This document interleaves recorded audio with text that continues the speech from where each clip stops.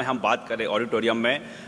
बड़ी संख्या में वो लोग पहुंच चुके हैं जो जागरूक हैं, जो ग्वालियर को नंबर 1 बनाने के लिए, ग्वालियर को अव्वल बनाने के लिए यहां पहुंचे हैं। ऐसा ही एक शख्स हैं पवन दीक्षित जी, जो ग्वालियर नगर निगम में लगातार 5 साल से ब्रांड एम्बेसडर बने हुए हैं। हम उन्हें मंच पर बुलाना चाहेंगे और वो अपील करने जा रहे हैं ग्वालियर की जनता से, न्यूज़ 24 मध्य प्रदेश छत्तीसगढ़ के इस मंच से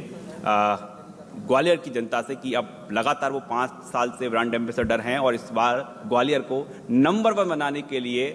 सबको आगे आना ही होगा। मैं गुजारिश करूंगा पवन दीक्षित साहब से कि वो मंच पर आएं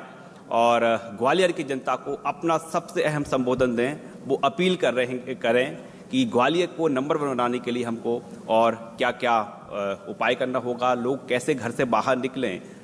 जो स्वच्छता के लिए तमाम स्थितियां हैं, परिस्थितियां हैं, उनसे कैसे निपटा जाए। इसके साथ ही सबसे अहम जो बात है वो ये है कि ग्वालियर को स्वच्छता सर्वेक्षण 2022 में नंबर 1 बनाने के लिए सिटीजन फीडबैक की ज़रूरत है। 600 अंक हैं, तो ये अंक कैसे हम ला सकते हैं, वो आपसे रूबरू होंगे पवन दीक्षित जी।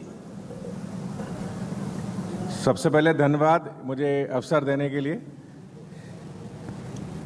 मुझे लगता है कि स्वच्छता एक बहुत गंभीर विषय है, क्योंकि स्वच्छता, शुचिता और इसके साथ हमारे एक शहर की ब्रांडिंग, मतलब हमारा शहर कैसा है, ये सर्वप्रथम डिसाइड होता है कि हमारा शहर स्वच्छ है क्या नहीं। कई ऐसे शहर हैं जिसमें आप देखें कि टूरिज्म के पॉइंट ऑफ व्यू से बहुत सारी चीज़ें हैं,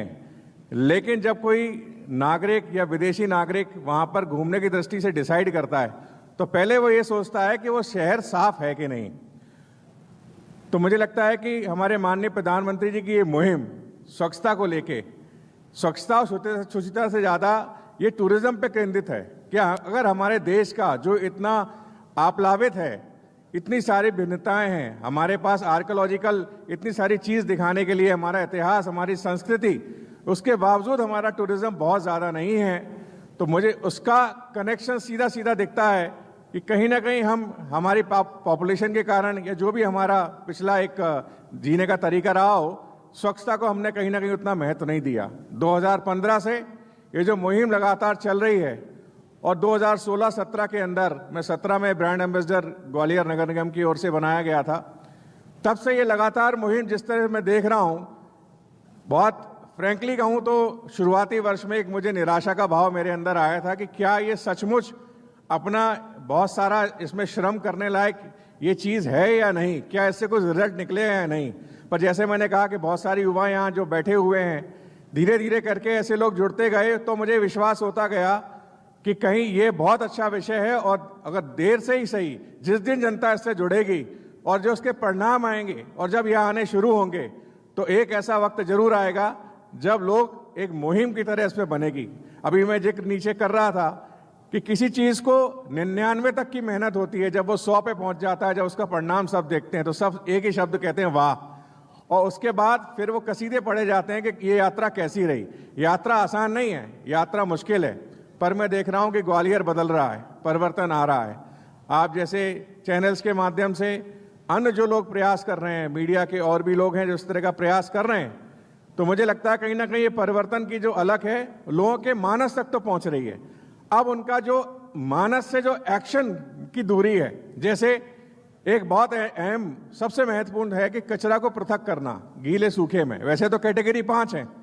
लेकिन सबसे पहला, फर्स्ट एंड फॉरमोस्ट, प्राथमिक स्तर पर गीले और सूखे में अलग करना। अभी भी हम ग्वालियर शहर के रूप में कहीं ना कहीं थोड़ा इसमें पिछड़ रहे हैं, कहीं ना कहीं हम थोड़ा सा इसमें पीछे हैं। हमारी तो मेरे सब इस मंच के माध्यम से मैं सबसे अपील करूंगा कि ये एक बेसिक काम हम यहाँ पर शुरू करें। उसके अलावा जो हम ये सोचते हैं कि रोको और टोको, ये 2 चीज़ की मुहिम हमने शुरू की हुई है पिछले 5 वर्ष से, कि कहीं ना कहीं हमारे अंदर ये एक चीज़ रहती है कि अगर मेरा पड़ोसी कुछ गलत काम कर रहा है, कचरे के रूप में कहीं वो इधर उधर फेंक रहा है, खाली में फेंक रहा है, तो हमारे अंदर एक संकोच का भाव है कि अरे पड़ोसी है, इसको अगर मैं टोकता हूँ तो कहीं ना कहीं ये बुरा मान जाएगा, मेरा इससे पड़ोसी धर्म में कहीं ना कहीं खटास रिश्तों में आएगी। पर मुझे ऐसा लगता है, मेरे अंदर भी ये भाव था, पर धीरे धीरे मैंने अपने अंदर से भाव निकाल लिया और मेरे को लगता है इसका सुखद परिणाम ये है कि जब आप रोकते और टोकते हैं तो उसके जनमानस में भी ये दिमाग में आता है कि हाँ मैं ये गलत कर रहा हूं। तो मेरी आप सबसे इस मंच के माध्यम से ये भी अपील है कि आप कहीं भी कचरे के लिए अगर आपको लगता है स्वच्छता के लिए जो आवश्यक है, रोकना है या टोकना है या समझाना है, आज हम ये संकल्प यहां से लेके जाएं न्यूज़ 24 चैनल के इस मंच से कि रोकना, टोकना और समझाना ये हमारी अनवरत प्रक्रिया का भाग होना चाहिए। हम स्कूटर, मोटरसाइकिल पे, कार पे कहीं भी जा रहे हैं, हमने देखा किसी ने कचरा फेंका, आप उसको तुरंत वहां कार रोक के टोकें। जब ऐसी चीजें शहर में शुरू हो जाएंगी तो लोगों के अंदर ये भाव आ जाएगा कि अब यहाँ पर इस तरह की गंदगी कोई बर्दाश्त करने वाला नहीं, टॉलरेट करने वाला नहीं। जिस दिन ये भाव जगेगा, हमारा शहर नंबर 1 क्या शायद उसके ऊपर भी अगर कोई नंबर होता होगा तो बनने में कोई कसर छूटने वाली नहीं है। इतना ही कहना चाहूंगा। धन्यवाद।